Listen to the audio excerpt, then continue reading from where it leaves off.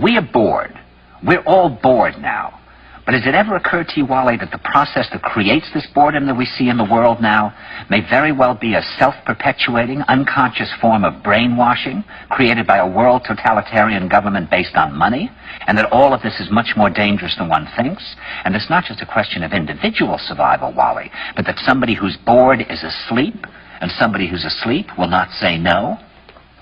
See, I keep meeting these people. I mean, just a few days ago, I met this man whom I greatly admire. He's a Swedish physicist, Gustav Bjornstrand, and he told me that he no longer watches television, he doesn't read newspapers, and he doesn't read magazines. He's completely cut them out of his life because he really does feel that we're living in some kind of Orwellian nightmare now, and that everything that you hear now contributes to turning you into a robot. And when I was at Findhorn, I met this extraordinary English tree expert who had devoted his life to saving trees. He just got back from Washington, lobbying to save the redwoods. He's 84 years old. He always travels with a backpack because he never knows where he's going to be tomorrow. And when I met him at Findhorn, he said to me, "Where are you from?" And I said, "New York." He said, "New York, yes, that's a very interesting place. Do you know a lot of New Yorkers who keep talking about the fact that they want to leave but never do?" And I said, "Oh, yes." And he said, "Why do you think they don't leave?" I gave him different banal theories. He said, "Oh, I don't think it's that way at all."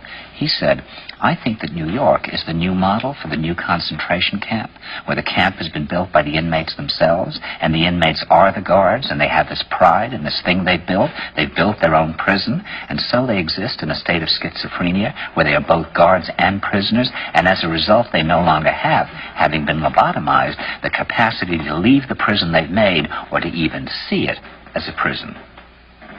And then he went into his pocket and he took out a seed for a tree and he said, "This is a pine tree." He put it in my hand and he said, "Escape before it's too late." See, actually for 2 or 3 years now, Chiquita and I have had this very unpleasant feeling that we really should get out. That we really should feel like Jews in Germany in the late 30s. Get out of here. Of course, the problem is where to go, because it seems quite obvious that the whole world is going in the same direction.